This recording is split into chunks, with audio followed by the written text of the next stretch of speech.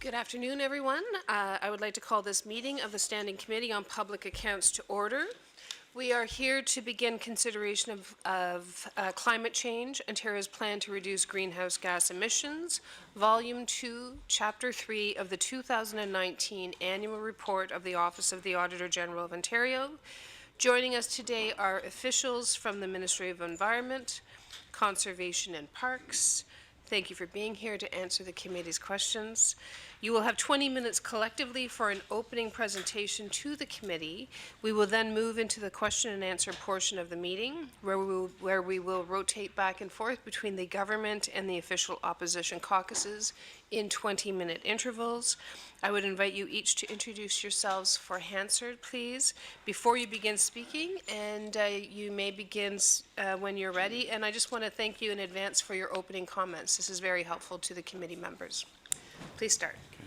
Thank you. Thank you for the invitation to speak to you today. I'm Deputy Minister Serge Ambronio, and I'm joined by members of my senior executive team who will provide more detail on our climate change programs. At the table with me, to my immediate right, Alex Wood, Assistant Deputy Minister, Climate Change and Resiliency Division. To the right of Alex is Craig Golding, Director, Environmental Economics Branch. And to my left is Charlotte Beckett, Director, Communications Branch. We appreciate the chance. Could you please just move the microphone closer so that the audience may also hear? Thank you very much, Serge. Okay, thanks. We appreciate the chance to answer questions on the Auditor General of Ontario's 2019 Annual Report, specifically the chapter on climate change. I want to thank the Auditor General for her recommendations on how the government can best move forward with its greenhouse gas reduction initiatives. We take the Auditor General's comments seriously, and we see this process as a way to improve and enhance Ontario's plan to fight climate change. The Auditor General points out ways that the government can strengthen the plan by ensuring emission reduction efforts are based on current and best available information, public reporting, and improving collaboration on emission reduction efforts across the government. The Ministry will consider the report and these recommendations carefully as we continue to consult and collaborate with stakeholders and other governments to evolve and implement the plan. I'm pleased to say that we've already addressed one of the Auditor General's recommendations by establishing a new advisory panel on climate change with a focus on resilience. We've outlined how the panel will provide expert advice on how Ontarians can prepare for the costs and impacts of climate change. The panel's first meeting took place on January 20th of this year. The next meeting will take place on March 23rd. We are in the process of acting on additional recommendations from the Auditor General's 2019 report.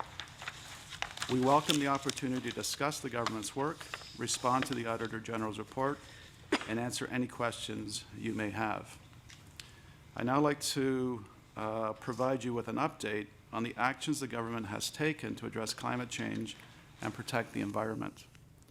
Ontario has an important role in fighting climate change, and the actions the government has taken have reduced greenhouse gas emissions significantly since 2005. This represents almost all of Canada's progress towards its 2030 Paris Agreement targets.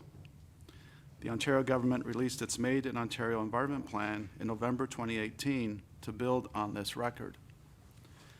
The Environment Plan is the roadmap for the actions the Ministry of the Environment, Conservation and Parks will take to preserve and protect land, air and water, address litter and waste, and support the people of Ontario as we work towards reducing greenhouse gas emissions.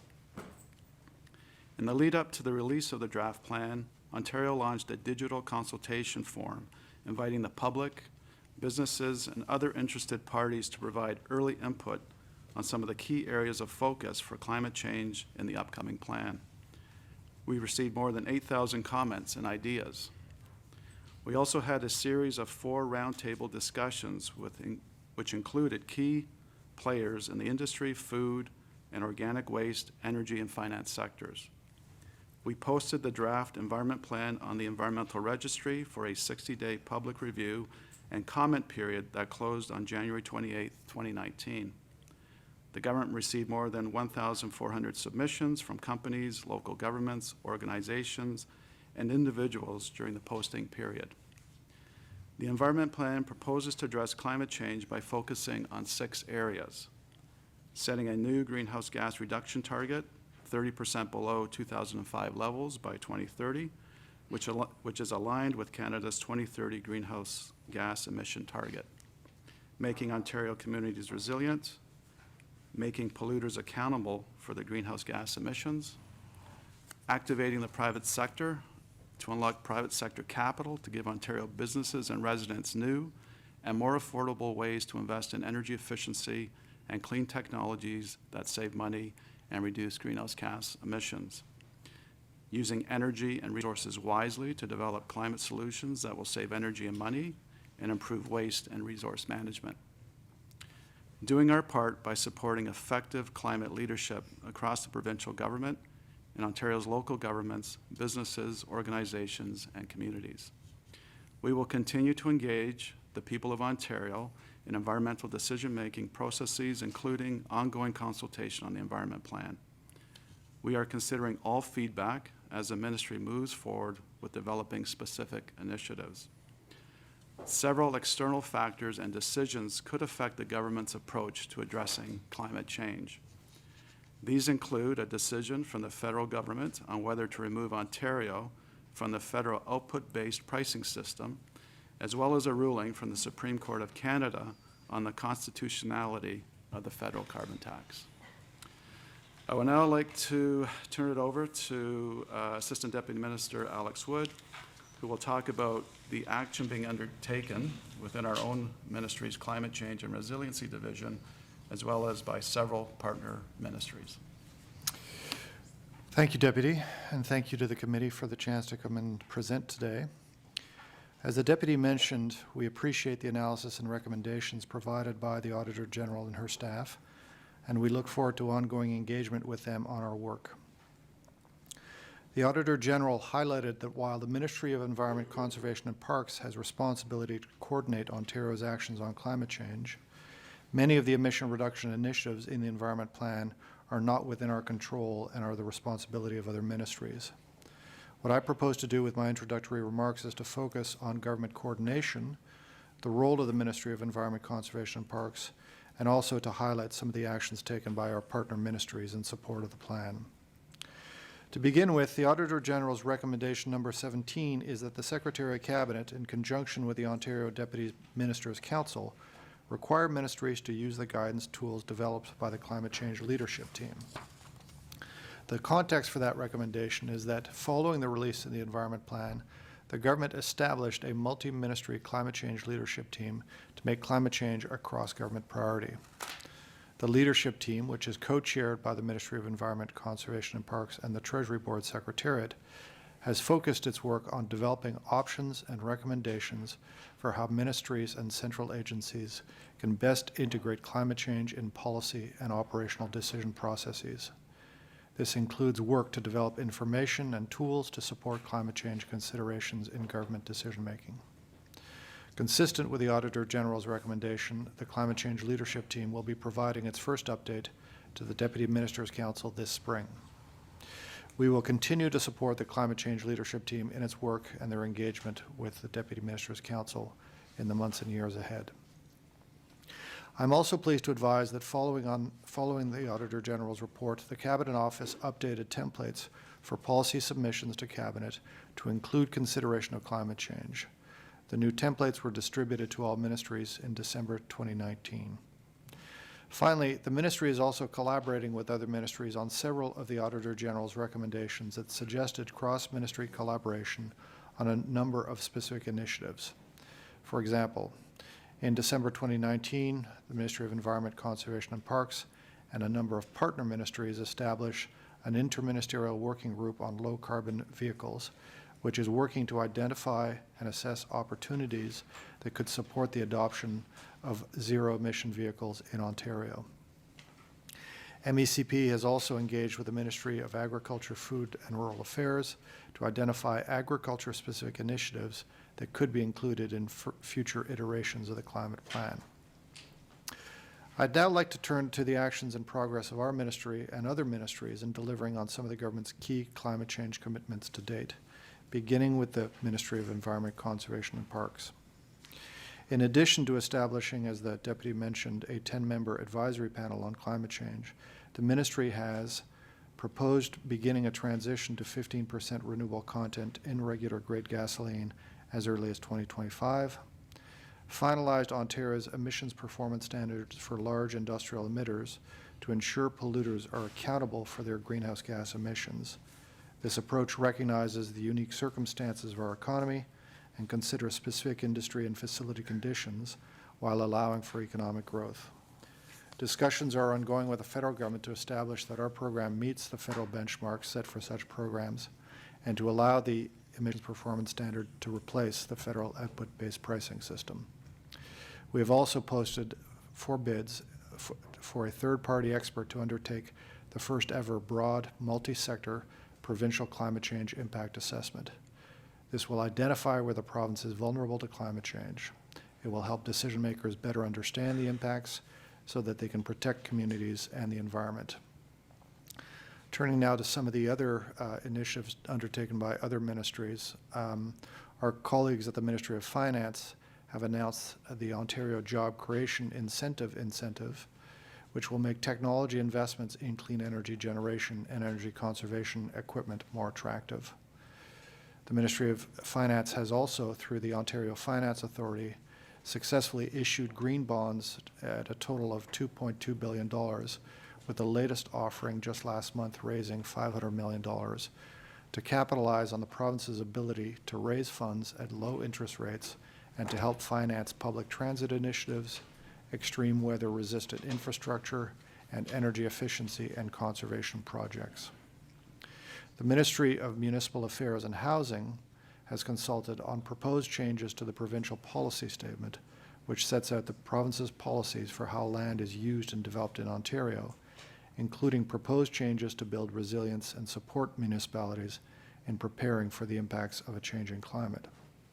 The Ministry of Municipal Affairs and Housing has also announced a $1 million pilot project for the Municipal Disaster Recovery Assistance Program to provide financial assistance to eligible communities that face extraordinary emergency response and repair costs after a natural disaster. The Ministry of Natural Resources and Forestry named a special advisor on flooding, and he has delivered a report on ways that all levels of government and individuals can make Ontario more resilient to flooding. That report was released earlier this week. And finally, consistent with the AG's recommendation, we are also engaging in ongoing discussions with the Ministry of Agriculture, Food and Rural Affairs to identify specific agriculture initiatives that could be included in future iterations of the climate plan. The Auditor General made 19 recommendations on how we can best move forward with our greenhouse gas reduction initiatives. 17 of these recommendations are for the Ministry of Environment, Conservation and Parks. The Ministry has provided a comprehensive response in the summary status report. As a number of these recommendations touch on the Ministry's modeling and analysis, Craig Golding, the Director of the Ministry's Environmental Economics Branch, will touch briefly on the relevant Auditor General recommendations. Thank you, Alex, and I'll echo your sentiments and say thanks to the committee for having us here today. I am Craig Golding, the Director of the Environmental Economics Branch at the Ministry of the Environment, Conservation and Parks, and I'm here today to speak to you primarily about the modeling that we have underway. The auditor had several recommendations related to anticipated GHG emission reductions expected as a result of the environment plan. We take those recommendations seriously, and we're considering them as part of our ongoing work to refine and implement the climate change plan. We understand how important it is to use accurate modeling to forecast how effective the environment plan and its recommended policies will be in reducing greenhouse gas emissions in Ontario. That's why the ministry signed a contract in October of 2018 with an independent research company to use its comprehensive energy economy model. The model can be used to forecast the environmental and economic effects of various policy options for combating climate change.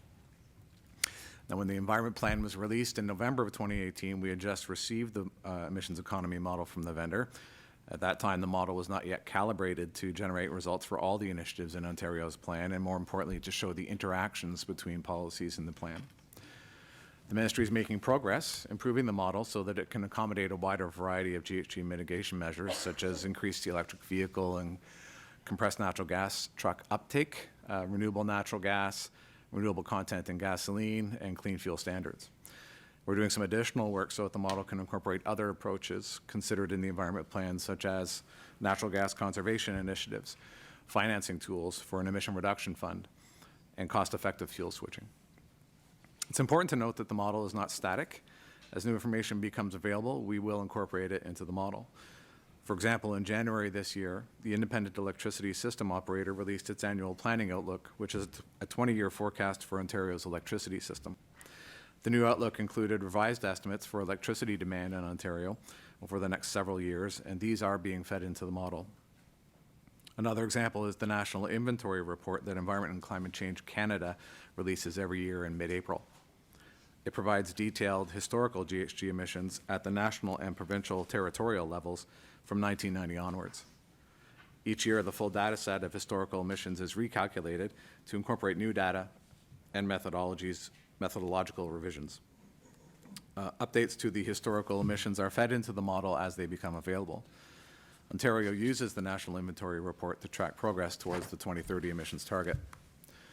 As we continue to refine the modeling, we're meeting with partner ministries such as Energy, Northern Development, and Mines to make sure that we're aligned and that we have the right information and assumptions about the various programs and initiatives they're leading. Also, following on the Auditor General's recommendation, we've committed to reviewing the Intergovernmental Panel on Climate Change guidelines for national greenhouse gas inventories when calculating emission reductions associated with industrial, commercial, and institutional sector organic waste diversion. As a part of that review, we've adjusted our modeling so that our estimates no longer include emissions reductions occurring in the United States. This ministry is committed to using the best available science and data to support the actions in our climate change plan. We're constantly working to ensure our modeling is as robust, integrated, and as accurate as possible, and we'll continue to update and improve our emission reduction estimates based on new data and policy assumptions as they become available.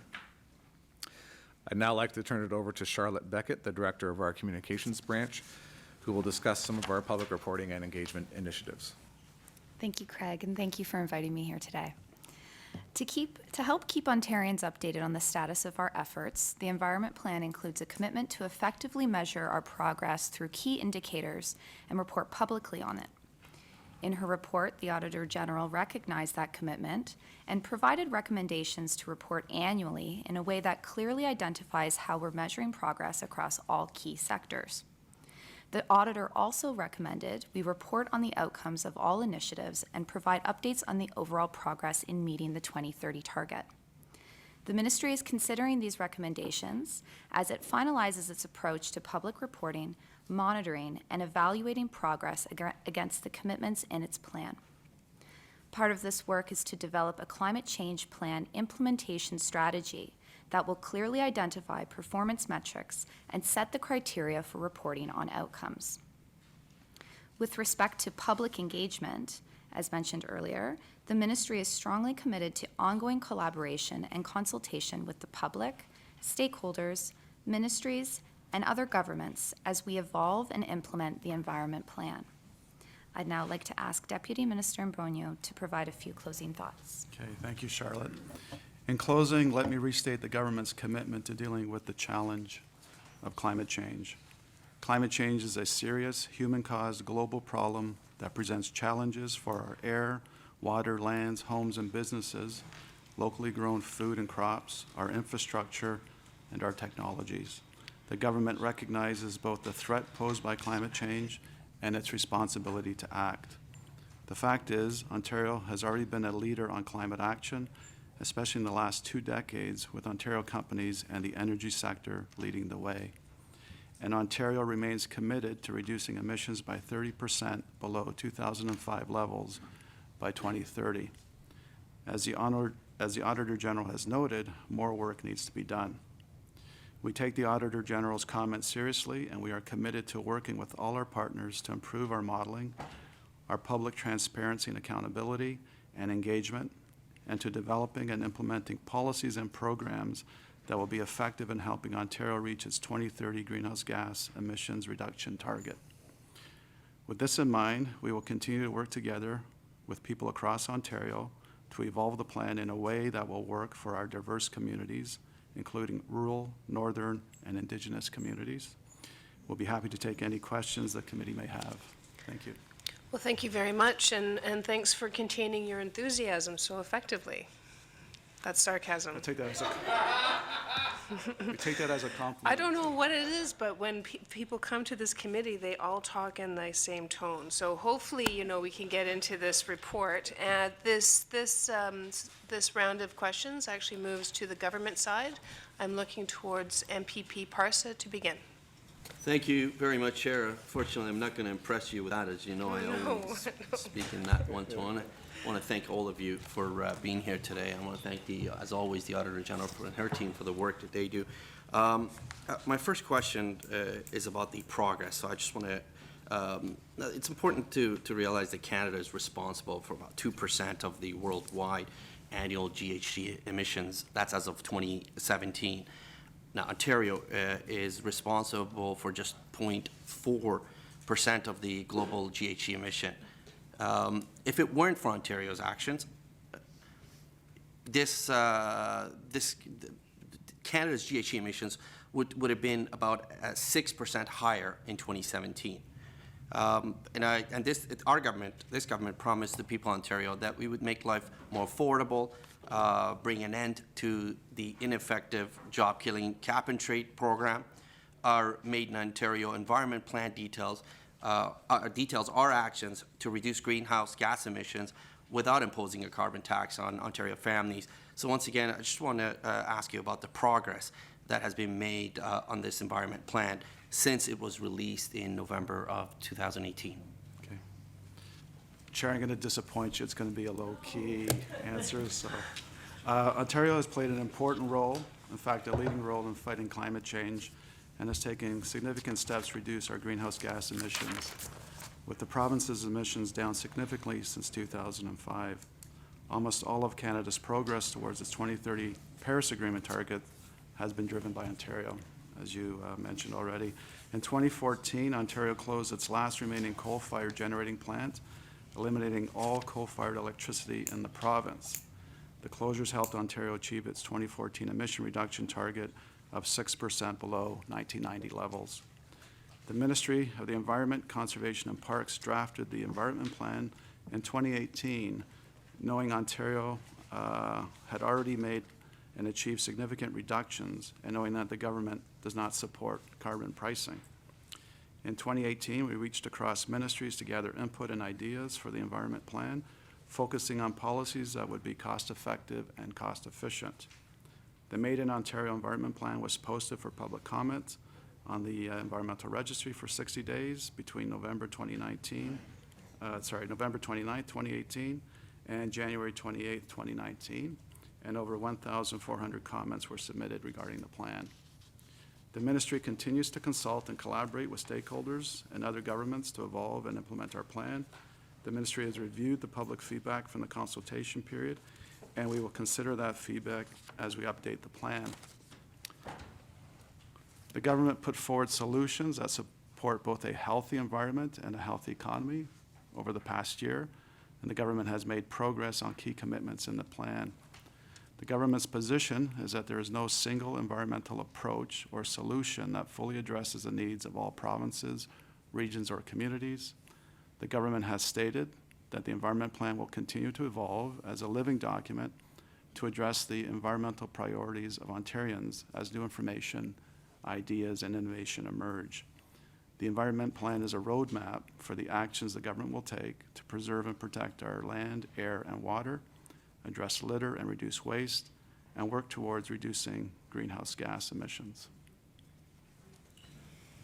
Thank you very much. Can you give me some of your accomplishments? Basically, the plan was released in November of 2018. Just want to know specifically when it comes to MECP, what you've done to address greenhouse gas emissions since releasing the plan. Okay, I'm going to Some ask Alex key to, accomplishments, if you don't mind. Alex will walk you through that. Sure, thanks. Climate change is one of those classic all-of-government approaches, obviously, but the answer that I'll provide, given your answer, is really just about the Ministry of Environment, Conservation and Parks. If you look at the plan, our ministry is directly responsible for 15 of the 56 climate change initiatives in the plan. But we believe our ministry will be able to continue to work effectively with other ministries because we play a key coordination role across other ministries to help refine the plan and develop and implement key initiatives. But just to your question about the accomplishments, one of the most significant accomplishments of the ministry has been the release and the finalization of the emissions performance standard for Ontario. It was committed to in the environment plan, so Ontario's emissions performance standard essentially is designed to ensure polluters are accountable for their greenhouse gas emissions and to help Ontario achieve its share of Canada's 2030 reduction target. We developed that emissions performance standard as an alternative to the federal output-based pricing system that is now in effect in Ontario.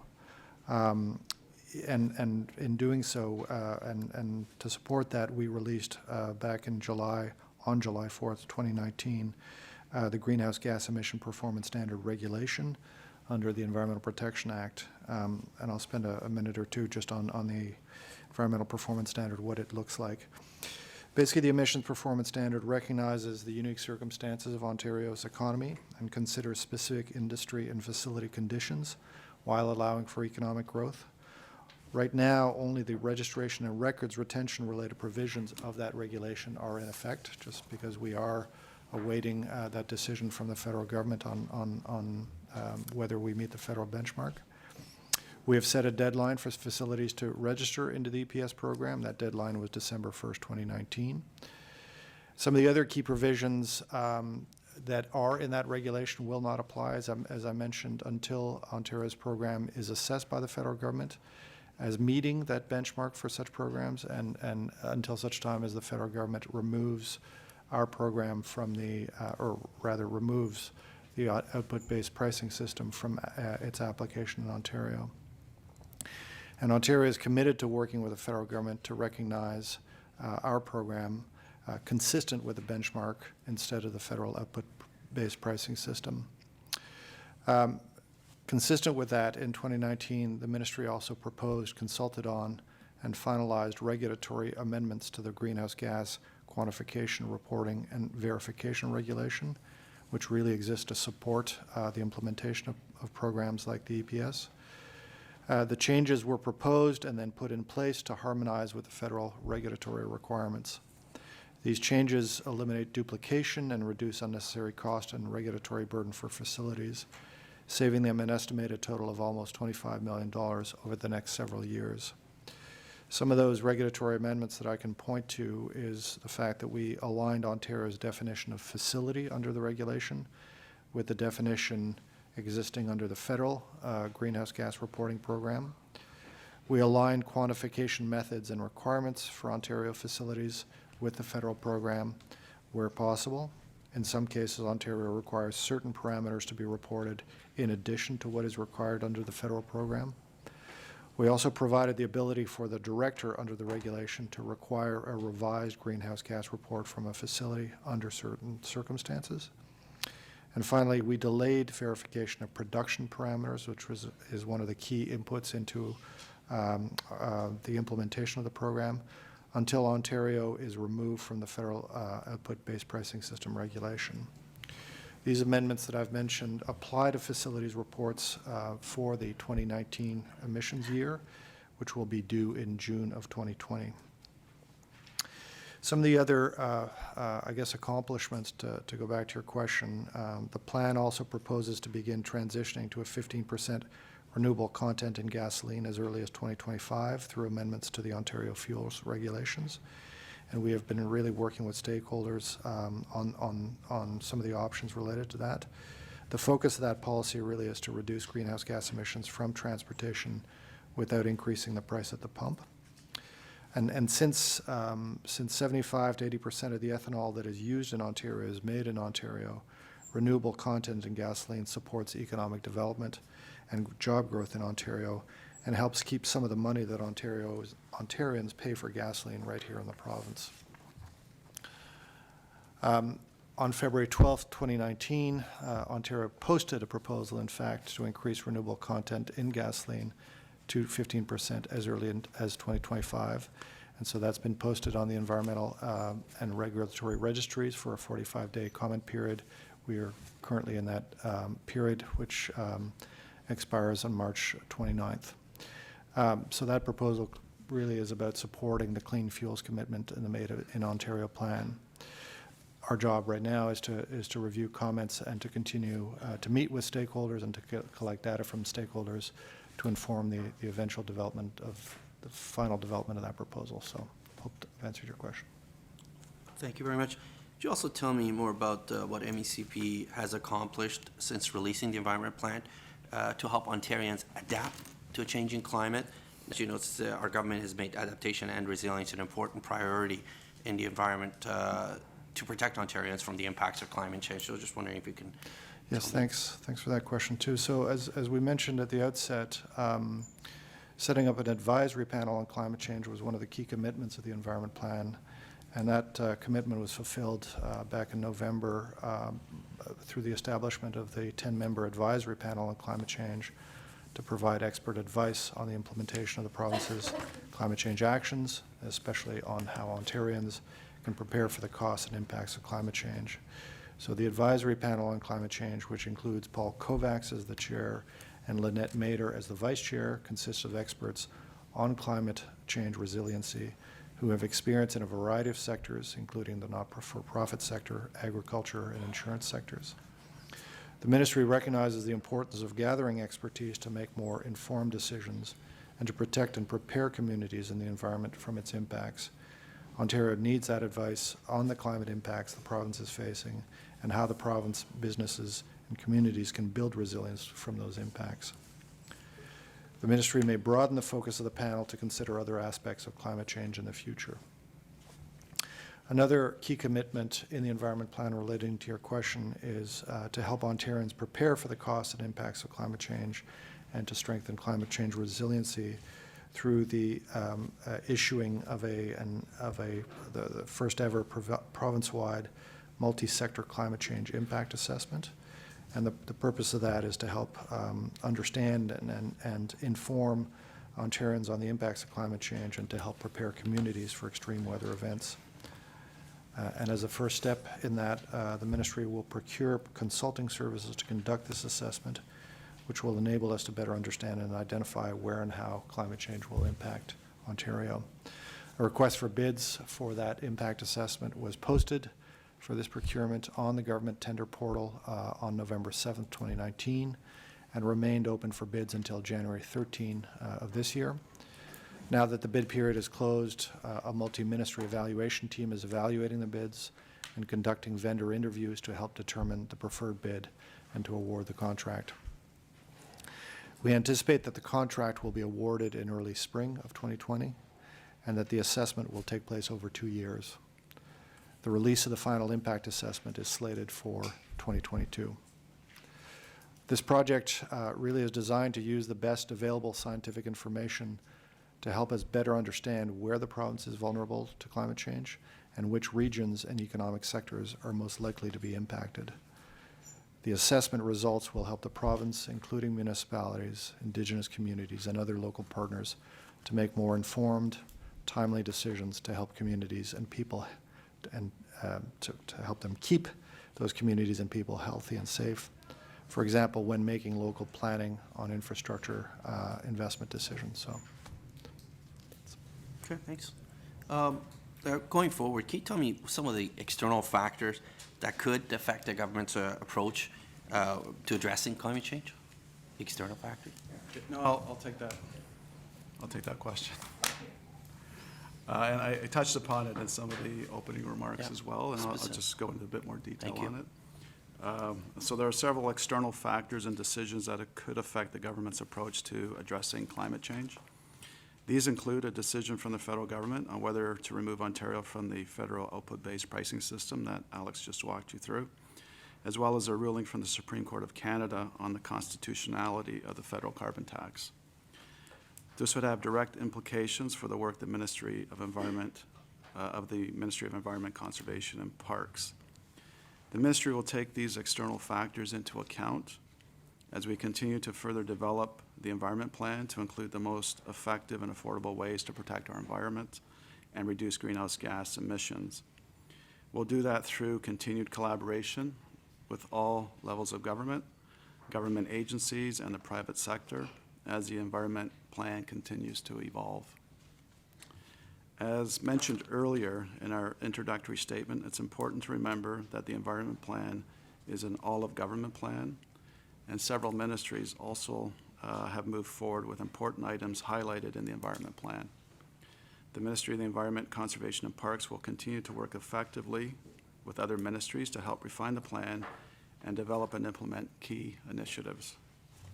Each ministry will remain responsible for doing detailed policy and program analysis and costing, and each ministry will conduct public and stakeholder consultations around those policies and programs as required.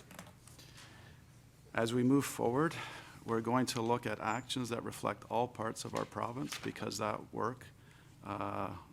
what works in larger cities may not work in other parts of the province. To that end, the government has committed to working together with people across Ontario to evolve the plan in a way that will work for diverse communities, including rural, northern, and Indigenous communities. Do you have that speaking? 4 minutes. Okay, thanks. Just over. Thank you very much. Appreciate you describing the good work that the government's already accomplished to reduce greenhouse emissions. Wonder if you can please describe how the environment plan goes beyond climate change with actions and commitments to preserve and protect our air, land, and water, please. Thank you for the question. I'll walk you through and highlight some of the key parts of the environment plan that's broader than the climate aspects in Chapter 3. The Made in Ontario Environment Plan provides a holistic approach to protecting the environment with commitments to protect land, air, and water, to address litter and reduce waste, to protect species at risk and their habitat, and conserving and managing parks and green spaces. Some of the progress the ministry has made to protect land, water, and air includes the following commitments from the Environment Plan. The ministry jointly released with Environment and Climate Change Canada a draft of a proposed new Canada-Ontario Agreement on Great Lakes water quality and ecosystem health for consultation. Once finalized, this new agreement will help to protect the Great Lakes from threats such as wastewater overflows and bypasses, stormwater, excessive nutrients, invasive species, and the effects of climate change. The ministry established the Muskoka Watershed Advisory Group as part of the $5 million initiative to better identify key risks and issues facing the Muskoka region and its watershed.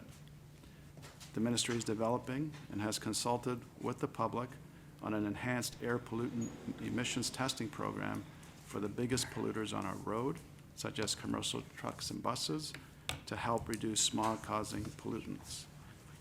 We have also posted for public comment changes to make it safer and easier for excess soil to be reused locally and properly, and penalize those who dump soil illegally.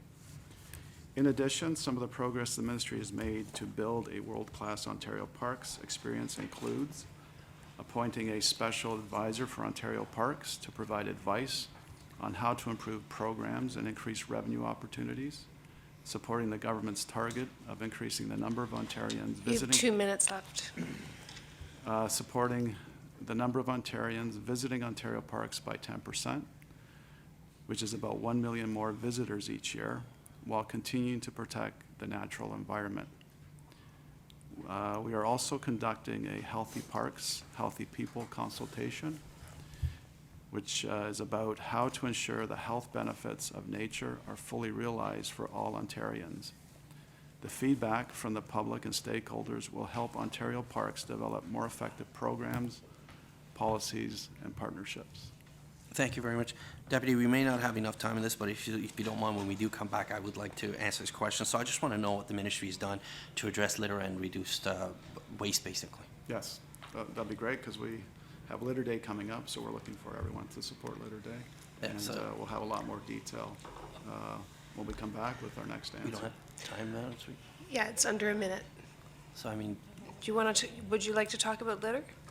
Yeah, we could start to talk about litter. Sure, let's talk about litter. We can focus a bit on Litter Day and the day of action that the government announced.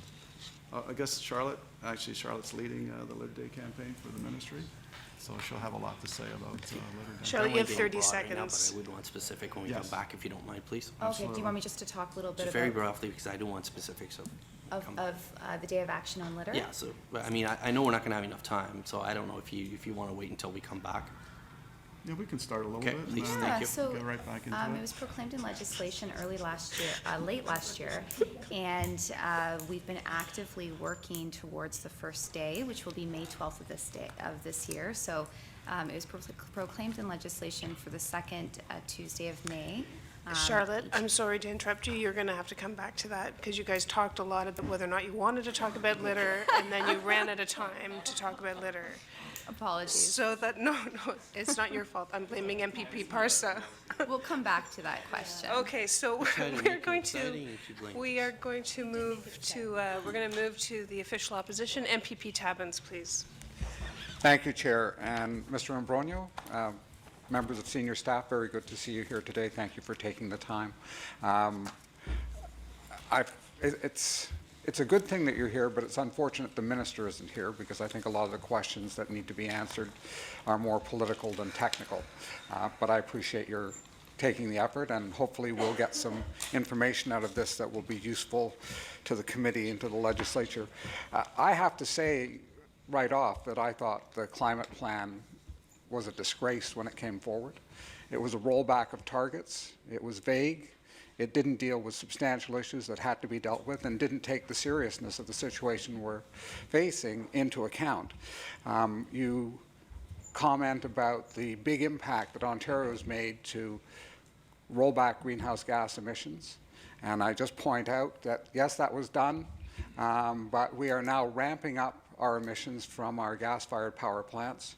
They were 2 megatons in 2017. They're looking to hit 11 in 2030 and on up to 13 or 14 by the mid-2030s. So in fact, we are going back to a level of greenhouse gas emissions that we were dealing with almost a decade ago. And this plan doesn't deal with that.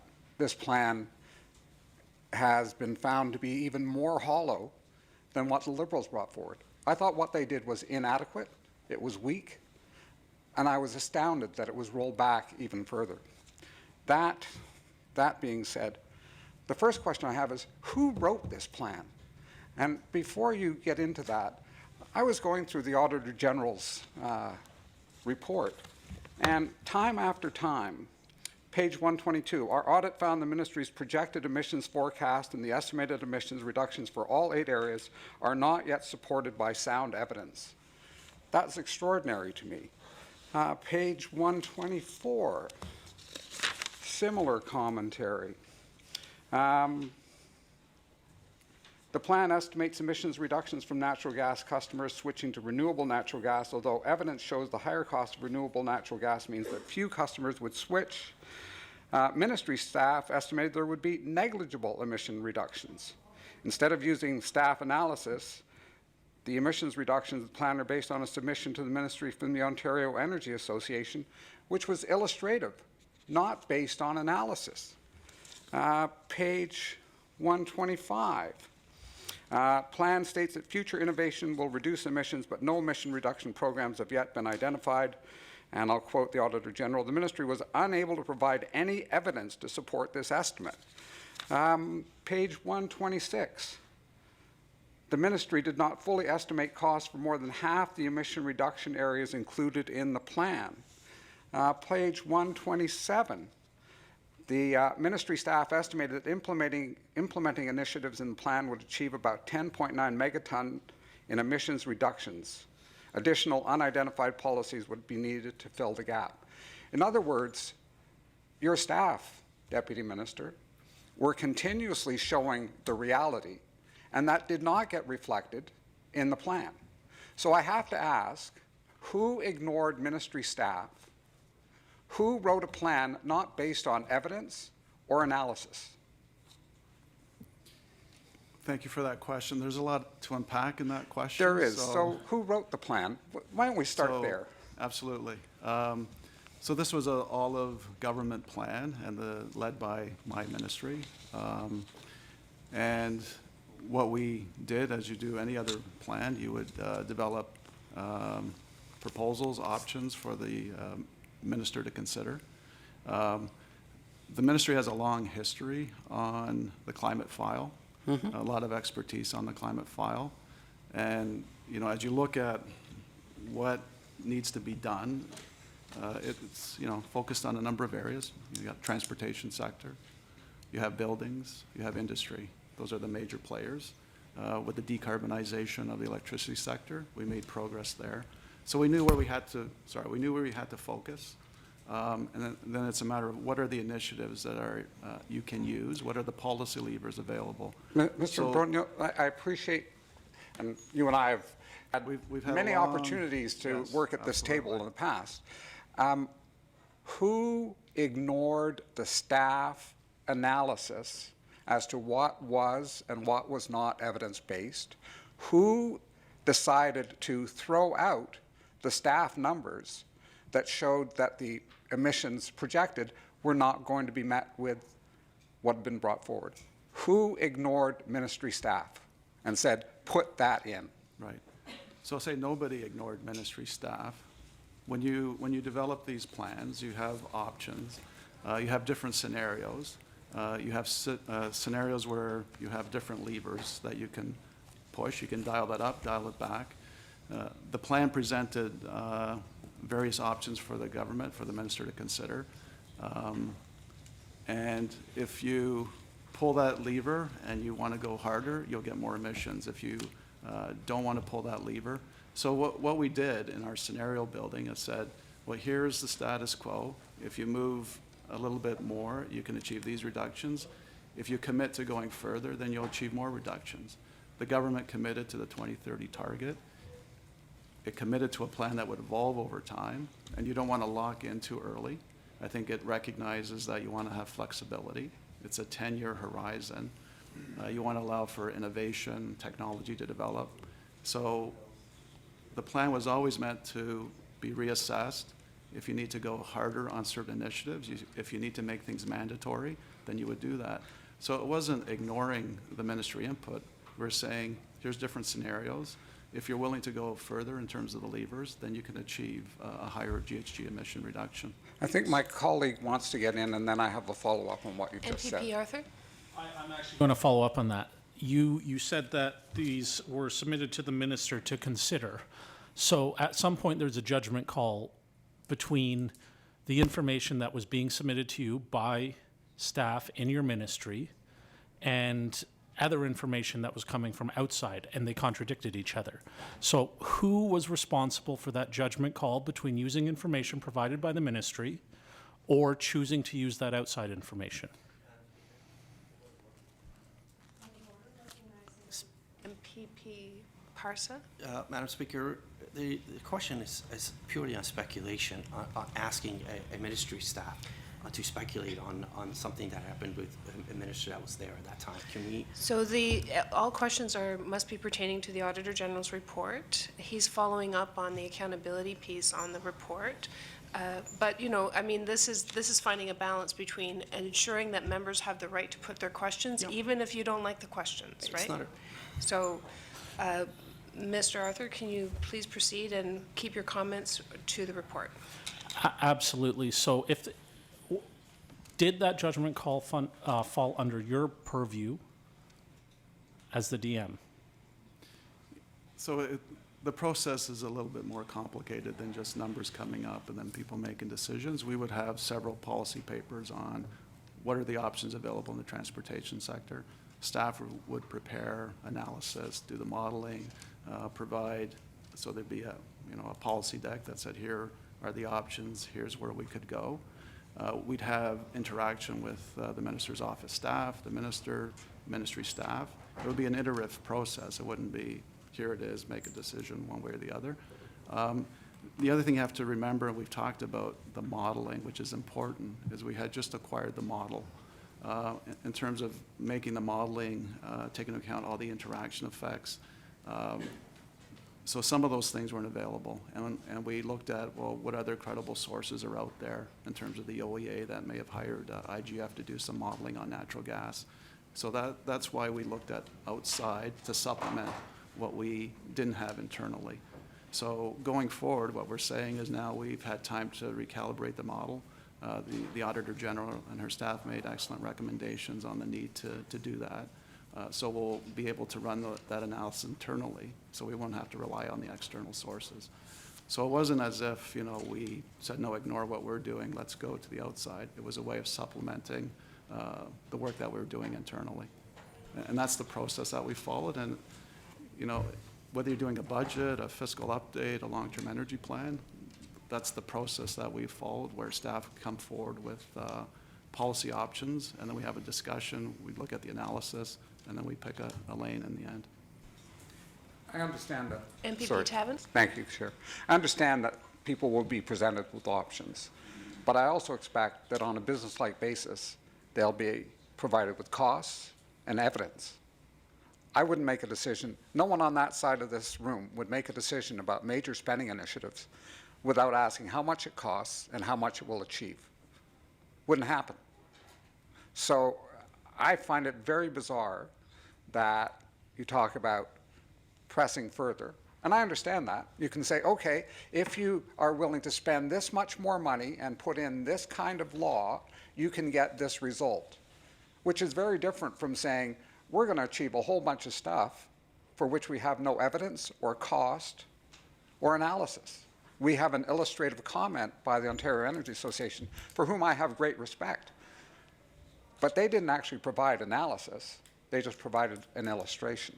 I'm going to move on, though, because my guess is, and someone will correct me someday, somewhere between your pay grade and a ministerial pay grade, a decision was made to take numbers that the Auditor General has found were not backed by evidence.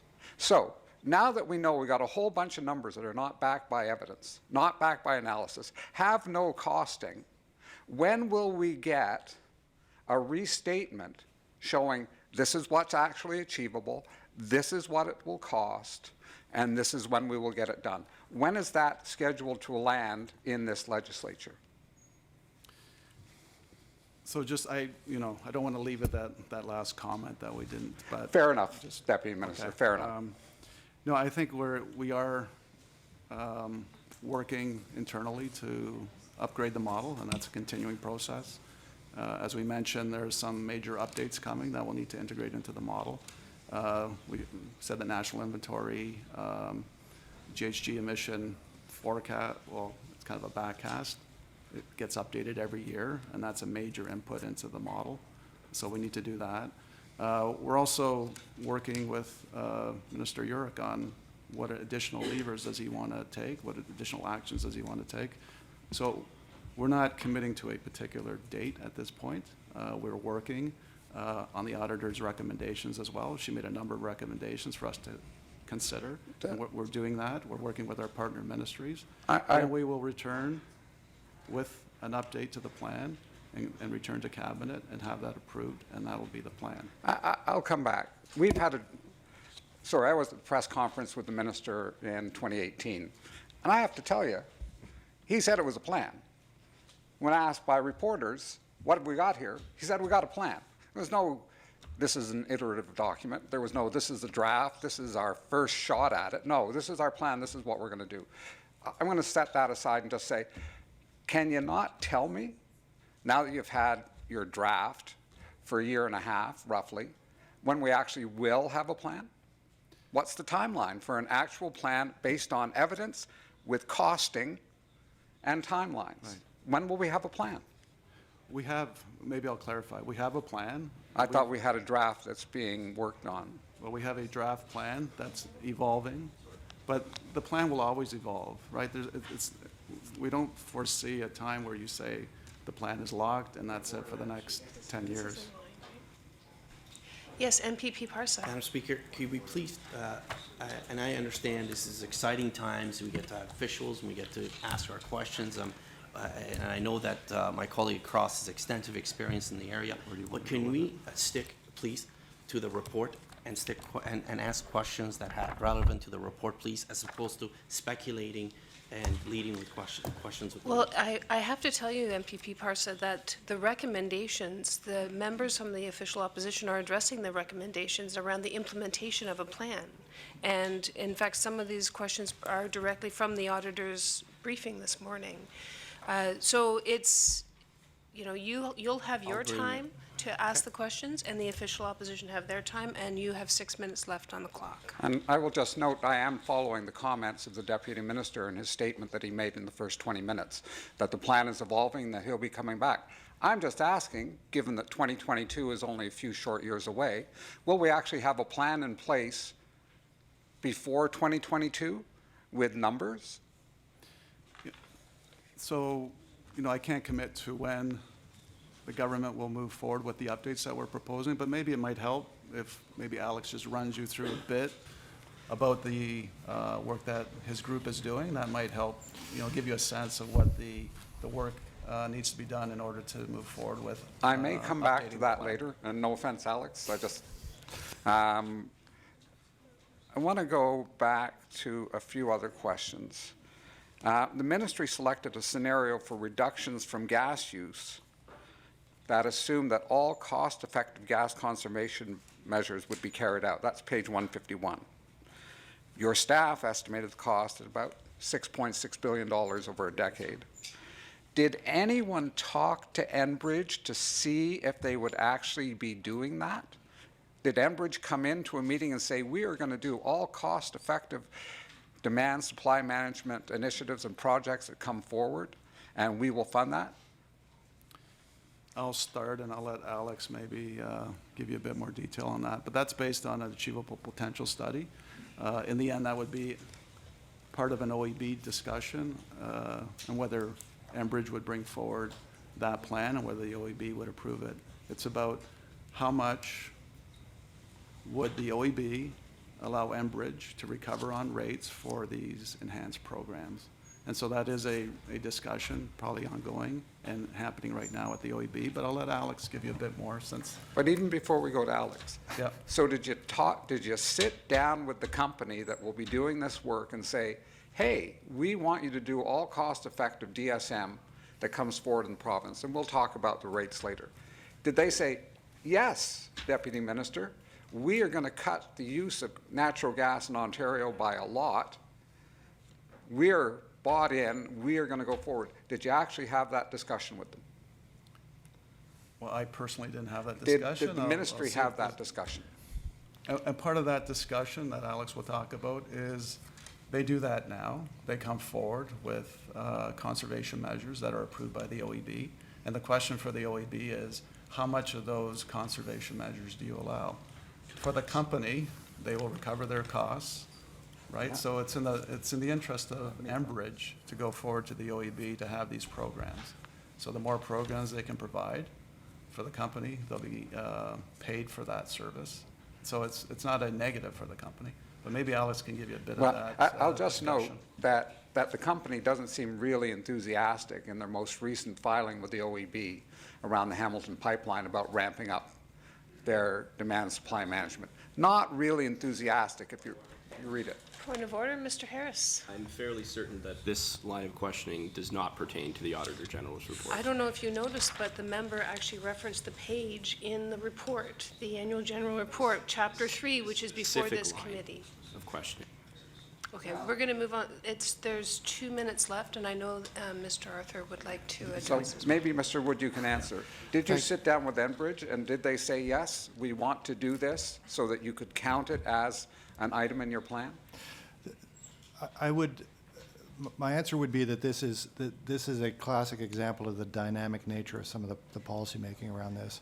As we were developing the broad ideas in this plan, we were very aware of the work that our sister ministry on the energy side was doing with the OEB in terms of looking at the overall conservation framework and the ongoing consultation and work that they do in that area, and knowing that this kind of idea is one that would have to be implemented if through that kind of process that they controlled, and we reflected that in the plan when we described in our plan on page 23 that the natural gas conservation reductions that we were describing here would be subject to discussions with the Ontario Energy Board. And so those discussions were part of the initial, So certainly did the the Ministry initial. of Energy buy in and say, yes, we're going to make that a requirement for approving Enbridge rates in the future, that they have all fully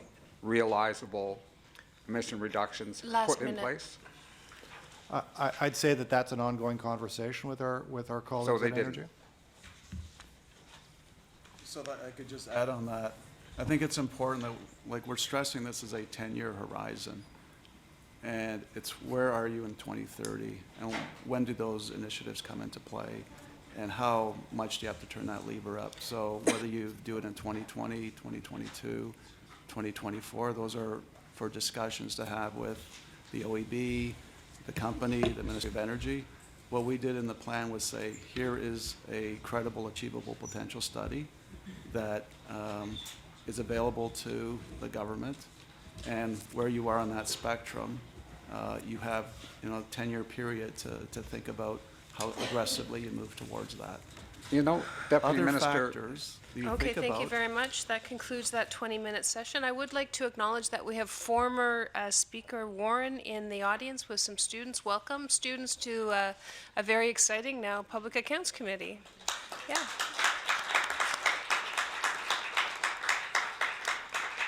And so there's been 3 points of order from the government side pertaining to the question set. I want to remind all members that we are examining climate change, Ontario's plan to reduce greenhouse gas emissions. Please keep your comments focused on this report, and then we won't have any issues. Okay, who are we going to on the government side?